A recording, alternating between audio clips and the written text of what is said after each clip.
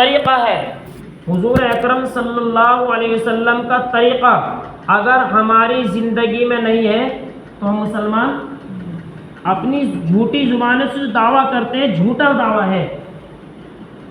تو ایک حضور پاک صلی اللہ علیہ وسلم کا طریقہ ہے، آپ صلی اللہ علیہ وسلم نے جو احکامات بیان کی، ساری چیزوں کا قرآن میں موجود ہونا ضروری نہیں۔ فرائضوں کا قرآن میں ذکر ہے، واجب کا وتر نماز ہے قرآن میں ذکر نہیں، اور وتر نماز جو چھوڑے گا بڑا گنہگار ہے، گناہ کبیرہ ہے۔ جس کی وتر کی نماز چھوٹ جائے، قضا ہو جائے، اس کو قضا پڑھنی پڑتی ہے۔ سمجھ میں آ رہی بات نہیں؟ وتر کی نماز اگر کسی کی چھوٹ جائے کسی وجہ سے، بیماری کی وجہ سے، تو اس کی قضا پڑھنی پڑتی ہے۔ اب پتہ چلا وتر کا ذکر تو قرآن حکیم میں نہیں ہے، تو یہ حضور اکرم صلی اللہ علیہ وسلم کی حدیث کے اندر اس کا ذکر ہے۔ حضور اکرم صلی اللہ علیہ وسلم کا طریقہ رہا ہے وتر نماز پڑھنے کا۔ اور وتر نماز آپ صلی اللہ علیہ وسلم کب پڑھتے تھے، کہاں پڑھتے تھے؟ تہجد کے وقت میں پڑھتے تھے، آدھی رات اٹھ کر 12 بجے کے بعد، مثال دے رہا ہوں 12 بجے کی آدھی رات لکھا کتابوں میں، آدھی رات کو اٹھتے تھے، 8 رکعت نماز نفل پڑھتے تھے تہجد کی، اس کے بعد 3 وتر پڑھا کرتے تھے حضور اکرم صلی اللہ علیہ وسلم۔ اور طریقہ بھی یہی ہے، لیکن ہماری آنکھ نہ کھلے، کبھی یہ رہ جائے، اس لیے ہمیں عشاء کی نماز میں پڑھنے کا حکم دے دیا کہ آپ عشاء کے ساتھ انہیں پڑھ لیا کرو۔ سمجھ میں آ رہی بات نہیں؟ عشاء کے بعد آپ انہیں پڑھ لیا کرو، کہیں ایسا نہ ہو کہ آپ سو جائیں اور پھر آنکھ نہ کھلے اور یہ قضا ہو جائے، تو اس لیے عشاء میں ساتھ پڑھنے میں ہمیں حکم دے دیا۔ تو دوستو بزرگوں، حضور اکرم صلی اللہ علیہ وسلم کے جو زبان کے نکلے الفاظ ہیں وہ حضور کے تو الفاظ ہیں، لیکن وہ بھی حکم اللہ کا ہے۔ قرآن کہہ رہا ہے اس بات کو، کیسے؟ وما آتاکم الرسول، کہ جو جس چیز کا تمہارا نبی تمہیں حکم کرے، فخذوہ، اس کو لے لو، اس کو اپنی زندگی میں لے آؤ، اس کو اپنے عمل میں لے آؤ۔ تو اللہ تعالیٰ کہہ رہا ہے کہ جس چیز کا تمہارا نبی تمہیں حکم کرے اسے اپنی زندگی میں لے آؤ، اسے اپنا لو۔ تو جو حضور اکرم صلی اللہ علیہ وسلم کی زبان کے نکلے الفاظ ہیں، اللہ کا حکم ہوا کہ نہیں ہوا؟ پھر کیا فرمایا آگے؟ وما نہاکم عنہ، جن چیزوں سے تمہارا نبی منع کرے، فانتہوا، فوراً رک جاؤ۔ تو اللہ کا حکم ہوا نہیں، جس چیز کو حضور اکرم صلی اللہ علیہ وسلم نے منع کیا تو اللہ کی طرف سے منع ہوا کہ نہیں ہوا؟ کہ جب قرآن کہہ رہا، قرآن میں اللہ نے حکم دیا، پھر آگے کیا فرمایا؟ واتقوا اللہ، ڈرتے رہو اللہ سے۔ اگر آپ نے اپنے نبی صلی اللہ علیہ وسلم کی ایجاد کرتا چیز کو اپنی زندگی میں نہ لیا، اس کو ٹھکرا دیا، اس کو نہ اپنایا، سمجھ میں آ رہی بات نہیں؟ اس کو اپنی زندگی میں نہیں لایا، تو واتقوا اللہ، ڈرتے رہو اللہ سے۔ ان اللہ شدید العقاب، اللہ کی مار بہت بھاری ہے، اس کی پکڑ بڑی سنگین ہے، وہ ہائی بھی نہیں کرنے دیتا جب پکڑنے پہ آتا ہے۔ آدمی کیا کہے، ابھی کیا ہو گیا پتہ ہی نہیں چلا، بس ہمیں تو کس کرنے میں پکڑ لیا مجھے۔ بعض گنہگار آدمی کہتا ہے مجھ سے تو کوئی غلطی ہوئی نہیں، اور ہمارے بزرگوں کا کیا معاملہ ہے؟ غلطی ان کی پوری زندگی میں نہیں ہوتی تھی، لیکن پھر بھی اللہ سے معافی مانگتے تھے، یا اللہ مجھے معاف کر دے، میں بہت بڑا گنہگار ہوں۔ یہ ہمارے بزرگ کہتے تھے میں بہت بڑا گناہ گار ہوں تو مجھے معاف کر دے، جبکہ ان کے نامہ اعمال میں ایک بھی گناہ نہیں ہے۔ وہ گناہ نہیں کرتے تھے پھر بھی اللہ سے ڈرتے تھے، ہم گناہ کرتے ہیں پھر بھی اللہ سے نہیں ڈرتے۔ اپنی بات نہیں بتا رہا، بزرگوں کی بتا رہا ہوں۔ ایک بات بتاؤں، آپ کہیں گے کیا بات بتا دی؟ یہ نئی بات نہیں ہے، پرانی بات ہے۔ ایک چور آیا چوری کرنے کے لیے، اور وہ حضرت علاء الدین صاحب، جس کو ہم صابر صاحب کے نام سے پکارتے ہیں، کلیری، جس پلنگ پر وہ تشریف فرماتے اس پلنگ کے نیچے دبک گیا پولیس والوں سے۔ پولیس والے آئے، دیکھے حضرت بیٹھے، آگے کو چلے گئے۔ چند آدمی آئے بعد میں، انہوں نے حضرت صابر صاحب کلیری رحمۃ اللہ علیہ سے فرمایا کہ حضرت ایک ابدال کا انتقال ہو چکا ہے اس امت میں، ایک کتب کا، اس امت میں 40 ابدال ہر وقت رہیں گے، 500 برگزیدہ بندے رہیں گے، انہی میں کتب ہوتے ہیں جو ہماری نظر ہے انسان لیکن ہماری نظروں سے اوجھل رہتے ہیں۔ وہ ہمیں نظر نہیں آتے وہ لوگ، ہے انسان۔ حضرت ایک کتب کا انتقال ہو چکا ہے، ہمیں کتب چاہیے۔ تو حضرت نے کیا کہا کہ میرے پلنگ کے نیچے سے لے جاؤ۔ حالانکہ چور ہے، کون ہے؟ چور ہے، پولیس والوں کی ڈر کی وجہ سے پلنگ کے نیچے گھسا ہے۔ کہا کہ پلنگ کے نیچے کتب بیٹھتا ہوگا کہ ہاں ہاں پلنگ کے نیچے سے نکالو، اور یہ کتب ہے، اور اس پلنگ کے نیچے سے نکالا، حقیقت میں اللہ نے کتب بنا دیا۔ جس بزرگ کی چارپائی کے نیچے چور چھپ جائے اسے کتب بنا دے تو اس بزرگ کا کیا درجہ ہوگا؟ جو اس کی چارپائی کے نیچے چور کے دبکنے کا یہ عالم ہے کہ وہ چور کے بدلے میں اللہ تعالیٰ بدل کر کے اسے کتب بنا دے، تو اس چارپائی کی برکت یہ ہے تو اس بزرگ کی کیا برکتیں ہوں گی؟ آج ہم نے ان بزرگوں کی برکتوں، ان بزرگوں کی مزاروں کو سجدہ گاہ بنا دیا، سجدہ گاہ بنا دیا۔ وہاں جائیں، درود پڑھیں، فاتحہ پڑھیں۔ ہم بزرگوں کو کہاں تک مانتے ہیں؟ حضور اکرم صلی اللہ علیہ وسلم کو جب قبر اطہر کے اندر رکھا جا رہا ہے، تو کہاں تک مانتے ہیں بزرگوں کو؟ جب قبر اطہر کے اندر رکھا جا رہا ہے تو آپ کے لب مبارک ہل رہے ہیں، آپ کے لب مبارک ہل رہے ہیں۔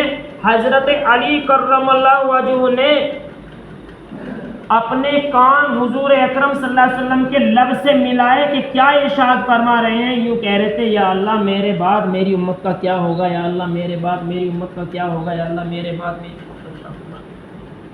یہ قبر اطہر کے اندر جب آقا کو رکھا جا رہا ہے اس وقت کی بات ہے، یہاں تک ہم بزرگوں کو مانتے ہیں، وہاں تک دعا کرتے ہیں ہمارے بزرگ۔ سمجھ میں آ رہی بات نہیں؟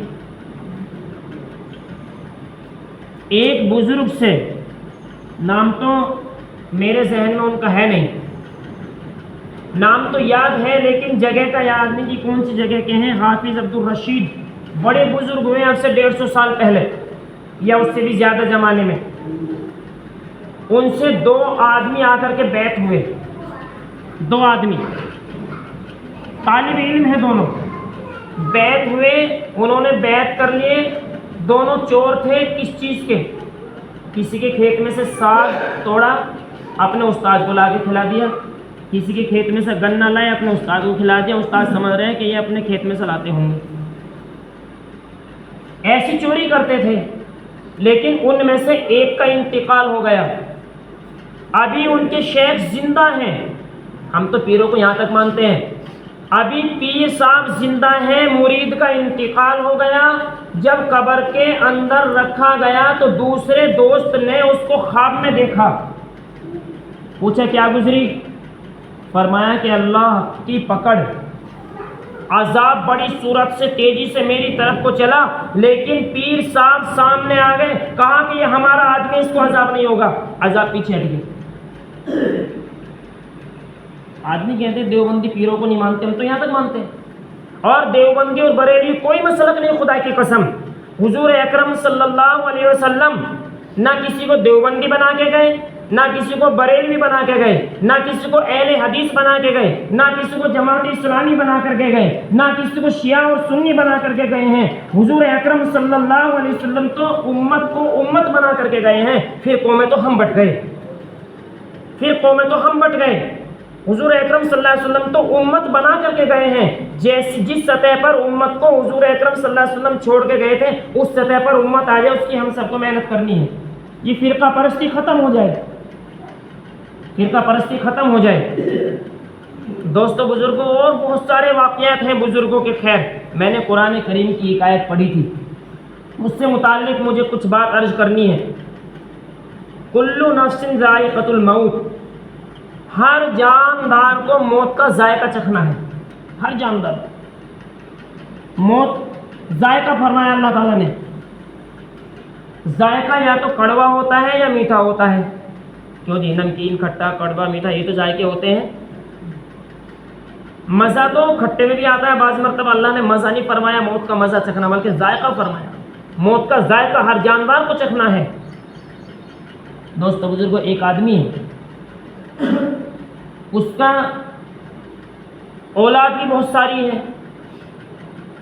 کوٹھیاں بھی ہیں، بنگلے بھی ہیں، اور زمین و جائیداد بھی ہے، عہدے والا بھی ہے، ڈگری والا بھی ہے۔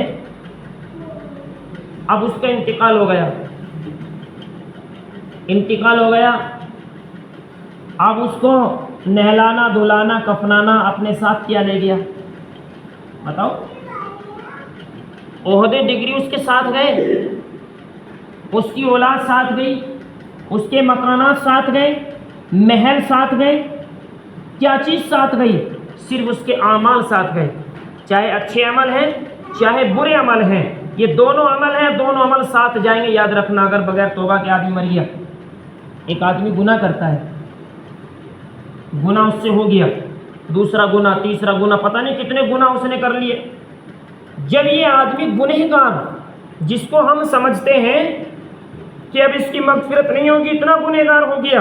حضرت موسیٰ علیہ السلام کے زمانے میں ایک گنہگار آدمی، انہوں نے بستی والوں نے ان کو بالکل جو ہے اپنی بستی سے باہر نکالنے کا فیصلہ کر لیا۔ انتقال کے بعد رسی ڈال کر اس کو گھسیٹا جا رہا ہے کہ اتنا بڑا گنہگار آدمی، اس کی مغفرت نہیں ہو سکتی۔ اور اس کی ماں بھی یوں نہیں کہہ رہی میرے بیٹے کو ایسا کیوں کر رہے ہیں۔ حضرت موسیٰ علیہ السلام کو وحی نازل ہوتی ہے اور اللہ رب العزت کہتے ہیں کہ موسیٰ کہ جاؤ، میرا ایک دوست ہے، اس کا انتقال ہو چکا ہے، آپ اس کا جنازے کی نماز پڑھیں اور اعلان کر دیں جو اس کے جنازے کی نماز میں شریک ہوگا ان سب کی مغفرت ہو جائے گی۔ موسیٰ علیہ السلام آتے ہیں، اس بستی میں پوچھتے ہیں بھائی یہاں کسی کا انتقال ہوا؟ جی فلاں آدمی ہے، ایسے ایسے، اتنا گنہگار، یہ گناہ وہ گناہ، یہ اور وہ، بہت لمبی بات ہے، میں تو مختصر کر کے بتلا رہا ہوں۔ یہ کہ چلو اس کو نہلاؤ دھلاؤ اور جو کفناؤ اور میں اس کے نماز جنازہ۔ موسیٰ آپ فرمایا کہ ہاں، میں اللہ کا حکم ہے، وہ اللہ کا دوست ہے، وہ اللہ کا دوست ہے۔ لوگوں نے اس کو ذلیل سمجھا، اللہ نے اس کو اپنا دوست بنا لیا، اور اللہ نے یہ اعلان کیا ہے کہ جو اس کی نماز جنازہ میں شریک ہوگا اس کی مغفرت ہو جائے گی۔ تو دوستو بزرگوں، گنہگار سے گنہگار آدمی کو بھی ذلیل سمجھنا، یہ پتہ نہیں اللہ تعالیٰ کو کس کا کون سا عمل کب پسند آ جائے، سمجھ میں آ رہی بات نہیں؟ پتہ نہیں اللہ رب العزت کو کس کا کون سا عمل کب پسند آ جائے، اسی کا اللہ تعالیٰ اس کی مغفرت فرما دے اور ہم اسے گنہگار سمجھ کے ہم جہنمی ہو جائیں۔ ایک آدمی ہے وہ بہت گنہگار ہے، راستے میں چل رہا ہے، جب ان کا انتقال ہو گیا خواب میں دیکھا، کیا گزری؟ فرمایا کہ میری مغفرت ہوگی کس عمل پر؟ کہ میں راستے سے جا رہا تھا، ایک اینٹ یا کانٹا بیان فرمایا اور راستے میں گرا ہوا تھا، میں نے اس کو اٹھا کر ایک طرف رکھ دیا کہ کسی کے نہ لگ جائے، اسی پہ اللہ نے میری مغفرت کر دی۔ اللہ کی رحمت تو بہانے ڈھونڈتی ہے مغفرت کے، کیونکہ اللہ رب العزت نہیں چاہتا کہ میرا بندہ جہنم میں جلے۔ اللہ رب العزت اپنے بندے سے 70 ماؤں سے زیادہ محبت کرتے ہیں۔ یہ ایک بزرگ کا مقولہ ہے، یہ ایک بزرگ کا قول ہے کہ اللہ رب العزت اپنے بندے سے 70 ماؤں سے زیادہ محبت کرتے ہیں۔ کتنی محبت کرتے ہیں کہ جب ایک آدمی گنہگار ہے اور وہ گناہ میں لت پت ہو جاتا ہے اور ہم سمجھتے ہیں کہ شاید اس کی مغفرت نہ ہوگی، لیکن جب وہ اللہ کے سامنے آتا ہے، جھکتا ہے، اللہ سے معافی مانگتا ہے، توبہ کرتا ہے، تو اللہ رب العزت اس توبہ پر کیسے خوش ہوتے ہیں۔ ایک آدمی ہے وہ سفر میں جا رہا ہے، سفر بھی لمبا سفر ہے، اونٹ پر سوار ہے یا گھوڑے پر سوار ہے، اپنا توشہ اس نے اپنے ساتھ لیا ہے، کھانے کا سامان، پینے کے لیے پانی اس نے اپنے ساتھ میں لیا ہے دوستو بزرگوں، لیکن ایک جگہ تھک کر بیٹھ جاتا ہے کہ تھوڑا سا آرام کر لوں، کھانا کھاؤں گا، بھوک بھی بہت تیز لگی ہوئی ہے۔ آرام کرنے بیٹھا تو نیند آ جاتی ہے، اور جب اس کی آنکھ کھلتی ہے دیکھتا کیا ہے کہ وہاں نہ تو وہ سواری ہے نہ توشے دان ہے، دونوں چیز گم ہیں۔ اب یہ بڑا پریشان، ادھر تلاش کیا ادھر دریا ڈھونڈا، ادھر دریا ڈھونڈا، ادھر پانی کا چشمہ ڈھونڈا، ادھر ڈھونڈا، کہیں پانی کا چشمہ نہ ملا، بڑا پریشان ہے۔ بھوک کی حالت میں بھی، پیاس کی حالت میں، زبان نکلی ہوئی ہے، پریشان حال ہے، اسی پیڑ کے نیچے آ کر بیٹھ گیا اور پیڑ سے کمر لگا کے بیٹھ گیا موت کے انتظار میں. اتنی بھوک، اتنی پیاس کہ اب تو مجھے موت آ جائے گی بس. لیکن اس کی اسی میں آنکھ لگ جاتی ہے اور اسے کھٹ پٹ کی جو آواز آتی ہے تو فوراً آنکھ کھلتی ہے. اس کا وہ سواری اور وہ توشے دان پانی جو کا تو ہے تو کتنی خوشی ہوگی اسے. یا تو موت کے انتظار میں ہے بھوک اور پیاس کی شدت کی وجہ سے، اور وہ سامان اس کے سامنے آ گیا، کتنی خوشی ہوگی. کیونکہ بھی آئینی اسی طریقے سے جب اللہ کا بندہ ایک گنہگار ہوتا ہے اور اللہ سے توبہ کرتا ہے سچے دل سے تو اللہ تعالیٰ کو بھی اتنی خوشی ہوتی ہے جسے اس بندے کو توشے دان ملنے پر خوشی ہوئی ہے، اس سے کہیں زیادہ خوشی اللہ رب العزت کو اپنے اس بندے سے ہوتی ہے جو گنہگار ہوتا ہے پھر توبہ کر لیتا ہے. ہم سمجھتے ہیں کہ ہم تو بہت بڑے گنہگار ہیں سمجھنا چاہیے، لیکن ہماری توبہ قبول نہیں کی. ایسا نہیں ہے. اللہ رب العزت اپنے ہر گنہگار بندے کی توبہ قبول کرتا ہے. ایک آدمی ہے 70 برس گزر گئے، بت کی پوجا کر رہا ہے، بت کے سامنے ہے، پوجا کر رہا ہے، ایک مورتی کی، ایک بت کی. ایک کشتی ادھر ادھر ہوئی پانی میں اور اس میں سے کچھ آدمی ادھر ہو گئے، کچھ ادھر ہو گئے اور اس جزیرے پر پہنچ گئے جس جزیرے پر وہ آدمی 70 سال سے اپنے بت کی پوجا کر رہا ہے. اور وہاں پہنچتے ہیں، یہ مسلمان ہیں وہاں پہنچنے والے جن کی کشتی ٹوٹ گئی تھی، دریا جو ہے وہ عبور پر آ گیا تھا، سیلاب آ گیا تھا، یعنی باڑھ کہہ لو. تو دوست بزرگوں وہاں پہنچتے ہیں، اس کو دیکھتے ہیں کہ تو اس کی پوجا کرتا ہے. یہ کہ ہاں کیا آپ کس کی پوجا کرتے ہیں؟ اللہ کا تعارف کرایا. ہم اللہ کی پوجا کرتے ہیں جس نے زمین بنائی، آسمان بنائی، چاند سورج ستارے بنائے، ہم اس کی پوجا کرتے ہیں. اس طرح سے بہت ساری بات بیان فرمائی. فرمایا کہ تم نے اس کو کیسے پہچانا؟ تم نے اسے، وہ بت کا پجاری پوچھ رہا ہے کہ تم نے اسے کیسے پہچانا؟ فرمایا کہ اللہ نے اپنا ایک رسول جس کا نام محمد رسول اللہ صلی اللہ علیہ وسلم ہے بھیجا ہے اور اس نے یہ ساری باتیں ہمیں بتلائی ہیں، اپنا ایک قاصد بھیجا ہے. یہ کہ اچھا تو وہ مجھے بھی ان سے ملاقات کراؤ. یہ کہ جب اللہ رب العزت نے جو احکام ان کو بتلائے تھے وہ احکام جب انہوں نے اپنے امت تک پہنچا دیے تو اللہ رب العزت نے اس کو اپنے پاس بلا لیا تاکہ اس کا اچھا بدل دے، اس کا اچھا بدلہ دے، اچھا صلہ دے، اچھا انعام دے. فرمایا کہ اس نے کوئی نشانی چھوڑی ہے تو قرآن کریم کھول کر اس کے سامنے رکھ دیا. اس بت کے پجاری نے کہا میں پڑھا ہوا نہیں، تم ہی سناؤ. انہوں نے قرآن کریم کی کچھ آیتیں، چند آیتیں پڑھی. وہ کہنے لگے، فوراً اسلام قبول کیا، مسلمان ہو گئے. اور وہ جیسے چل رہے تھے انہی کے ساتھ سفر کرنے لگے. مدینہ پہنچے. مدینہ پہنچ کر ان سارے ساتھیوں نے ان بزرگ کو جو 70 سال کی عمر سے بت کی پوجا کر رہے ہیں درہم اکٹھے کیے، کچھ پیسے، کچھ دینار، کچھ اشرفی اور اس کو دیے. پوچھا کہ یہ کیا ہے؟ کہ یہ آپ اپنی ضرورت میں خرچ کر لینا، اپنے کھانے میں، پینے میں، کپڑے بنانے میں، ان چیزوں میں ضروریات میں پورا ان کو خرچ کر لینا. فرمایا لا الہ الا اللہ محمد رسول اللہ، تم نے مجھے ایسا راستہ دکھایا جس پر تم خود بھی نہیں چلتے. تم نے مجھے ایسا راستہ دکھایا جس پر تم خود بھی نہیں چلتے. جب میں ایک بت کا پجاری تھا، میں اللہ کو جانتا بھی نہیں تھا، میں اللہ سے بالکل ناواقف تھا، میں اس کو نہ جانتا تھا، نہ مانتا تھا، نہ میرے وہم و گمان میں تھا. میں ایک بت کی پوجا کر رہا تھا جو اپنے اوپر سے مکھی نہ اڑائے، کتا پیشاب کرے تو اس کو نہ ہٹا سکے، میں اس کی پوجا کر رہا تھا. اس وقت میں وہ مجھے روزی دے رہا تھا. اب میں اس کو پہچانتا ہوں، میں نے کلمہ پڑھا ہے لا الہ الا اللہ محمد رسول اللہ، کیا وہ مجھے بھوکا مار دے گا؟ تم نے مجھے ایسا راستہ بتایا جس پر تم خود بھی نہ چلتے. دوستو بزرگوں، آج ہم کس راستے پر ہیں؟ ہمارا تعلق اللہ رب العزت سے، حضور اکرم صلی اللہ علیہ وسلم سے زیادہ ہے یا اپنی جیب پر زیادہ بھروسہ ہے؟